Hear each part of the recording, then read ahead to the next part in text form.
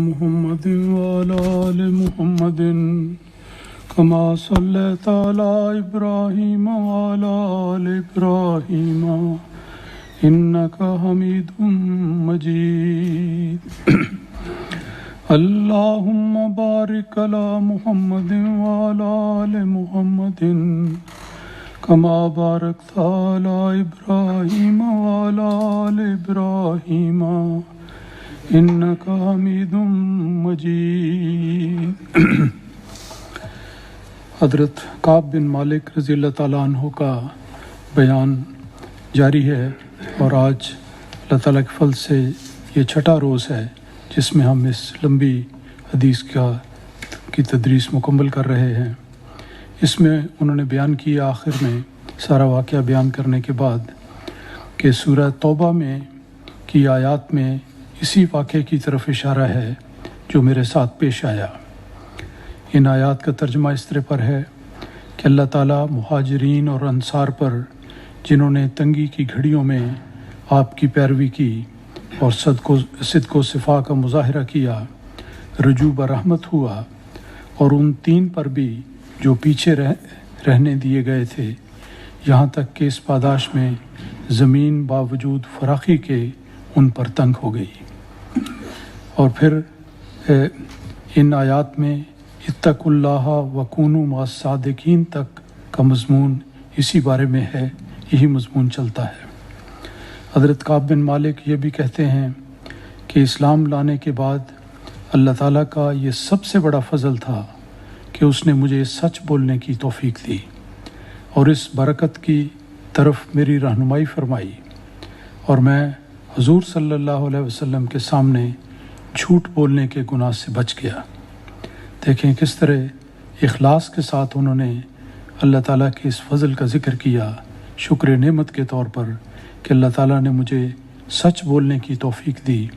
اور رسول پاک صلی اللہ علیہ وسلم کے سامنے جھوٹ بولنے کا میں نے ارتکاب نہیں کیا۔ وہ مزید کہتے ہیں کہ اگر میں جھوٹ بولتا تو میں بھی انہی لوگوں کی طرح ہلاک ہو جاتا جو آپ صلی اللہ علیہ وسلم کے سامنے جھوٹ بول کر ہلاک ہو گئے۔ ان لوگوں کے متعلق اللہ تعالیٰ نے جو وحی نازل کی اس سے ان جھوٹوں کے برے انجام کا پتہ چلتا ہے، جبکہ اللہ تعالیٰ نے فرمایا، یہ پھر آیت کریمہ کا ترجمہ ہے کہ یہ لوگ اللہ تعالیٰ کی قسمیں کھائیں گے تاکہ جب تم واپس لوٹو تو ان سے درگزر کرو، پس ان سے درگزر بے شک کرو، لیکن وہ نجس لوگ ہیں، گندے لوگ ہیں، اور ان کا ٹھکانہ جہنم ہے۔ یہ ان کے اپنے کیے کی سزا ہے، وہ تمہارے سامنے قسمیں کھاتے ہیں تاکہ تم ان سے راضی ہو جاؤ، اگر تم ان سے راضی بھی ہو جاؤ تو اللہ ایسے فاسق لوگوں سے کبھی راضی نہیں ہوگا۔ حضرت کعب بن مالک مزید کہتے ہیں کہ پیچھے رہنے والوں میں ہم صرف 3 لوگ تھے جن کو سزا ملی، باقی پیچھے رہنے والوں کا تو حضرت صلی اللہ علیہ وسلم نے عذر قبول کر لیا تھا، جبکہ ان لوگوں نے قسمیں کھا کر معذرت کی اور معافی طلب کی، لیکن رسول اللہ صلی اللہ علیہ وسلم نے ہمارے متعلق کوئی فیصلہ نہ دیا تھا اور اللہ تعالیٰ کی وحی تک اس کو ملتوی رکھا تھا، یہاں تک کہ اللہ تعالیٰ نے وہ فیصلہ دیا جس میں ہمارے لیے برکت ہی برکت تھی۔ فرمایا اللہ تعالیٰ کی آیات کا ترجمہ یہ ہے کہ ان 3 پر بھی اللہ تعالیٰ رجوع برحمت ہوا جو پیچھے رہنے دیے گئے، یعنی ان کا معاملہ التوا میں ڈالا گیا تھا، مؤخر کر دیا گیا تھا۔ دراصل اس آیت میں غزوے سے ہمارے پیچھے رہنے کا ذکر نہیں بلکہ ہمارے معاملے کا التوا اور اسے پیچھے ڈالنا مراد ہے، اور ان دوسرے لوگوں سے مختلف سلوک کا ذکر ہے جنہوں نے آپ کے سامنے قسمیں کھائیں اور جنگ تبوک میں شامل نہ ہو سکنے کے عذر پیش کیے، جن کو حضور صلی اللہ علیہ وسلم نے قبول فرما لیا۔ یہ ذکر کرنے کے بعد وہ ایک اور بات کا اضافہ کرتے ہیں، اور اس روایت میں یہ بھی آتا ہے کہ رسول مقبول صلی اللہ علیہ وسلم کا طریق مبارک یہ تھا کہ آپ بالعموم جمعرات کے دن سفر شروع فرماتے تھے، اور آپ صلی اللہ علیہ وسلم جمعرات کے دن سفر کرنے کو بہت پسند کرتے تھے۔ حضور صلی اللہ علیہ وسلم جب بھی سفر سے واپس آتے تو چاشت کے وقت شہر میں داخل ہوتے تھے، یعنی طلوع آفتاب سے لے کر نصف النہار کے درمیان کا جو وقت ہے اس میں شہر میں داخل ہوتے، تاکہ یہ بات اہل خانہ کے لیے باعث آرام ہو اور انہیں بھی تیاری کا موقع مل سکے۔ اور حضور صلی اللہ علیہ وسلم جب بھی آپ کی سنت مطہرہ یہ تھی کہ آپ جب بھی سفر سے واپس آتے تو چاشت کے وقت شہر میں داخل ہوتے، سب سے پہلے مسجد میں جاتے، وہاں 2 رکعت نماز پڑھتے اور کچھ دیر بیٹھنے کے بعد پھر اپنے گھر میں تشریف لے جاتے تھے۔ اس ساری روایت کے بیان کرنے کا بعد میں یہ عرض کرنا چاہتا ہوں کہ 6 دنوں میں جو درس کور ہوا، حضرت کعب بن مالک کی بڑی ہی ایمان افروز روایت جو انہوں نے بیان کی، یہ ایک لمبی، دل گداز اور نہایت ہی ایمان افروز حدیث ہے جس سے ہمیں مختلف اسباق ملتے ہیں۔ کون سے اسباب ملتے ہیں؟ چند ایک امور کا میں ذکر کرتا ہوں۔ نمبر 1 یہ کہ اللہ اور اس کے رسول اور اس کی طرف اور اسی طرح خلیفہ وقت کی طرف سے جب بھی کوئی ہدایت یا نصیحت کی جائے تو اس پر فوری طور پر عمل کیا جائے۔ ایسا نہ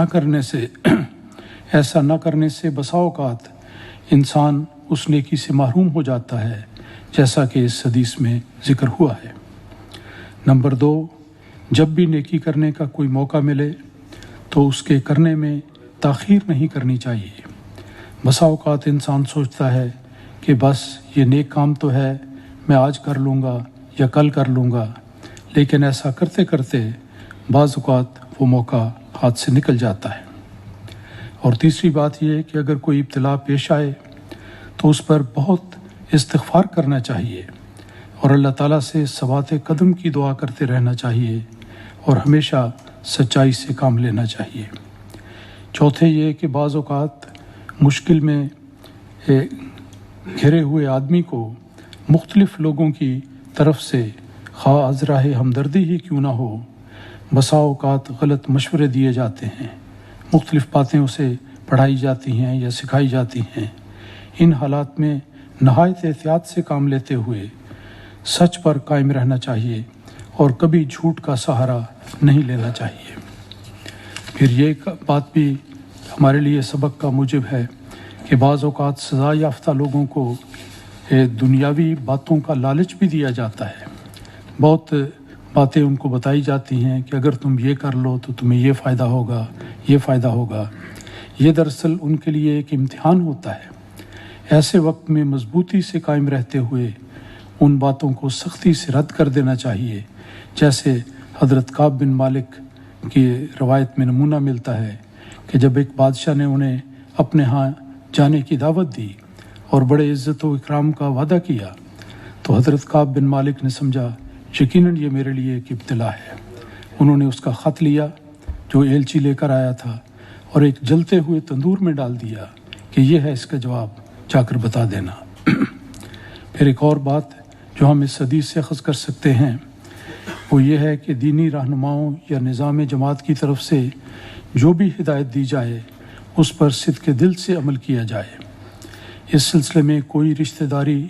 یا دوستی وغیرہ آڑے نہیں آنی چاہیے اور جھوٹ کے ذریعے سے بچ نکلنے کی کوشش ہرگز نہ کی جائے۔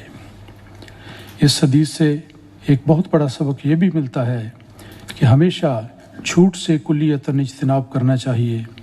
اللہ تعالیٰ نے قرآن مجید میں فرمایا ہے وَاجْتَنِبُوا قَوْلَ الزُّورِ، کہ تم جھوٹی بات سے ہمیشہ بچتے رہا کرو۔ تو جھوٹ حقیقت میں سب برائیوں کی جڑ ہے اور سچائی ہی ایک مومن کے لیے کامیابی کا ذریعہ ہے۔ اللہ تعالیٰ ہم سب کو ثبات قدم کی دولت عطا فرمائے اور آخر دم تک صراط مستقیم پر قائم رہیں۔ اللہ تعالیٰ اپنے فضلوں سے ہمیشہ نوازتا رہے اور جو سبق ہم ان حدیثوں سے جو رسول پاک صلی اللہ علیہ وسلم نے بیان فرمائی ہیں حاصل کرتے ہیں، ان کو ہمیشہ ملحوظ خاطر رکھنے کی توفیق ملے۔ اللہم صلی علی محمد و بارک وسلم انک حمید مجید۔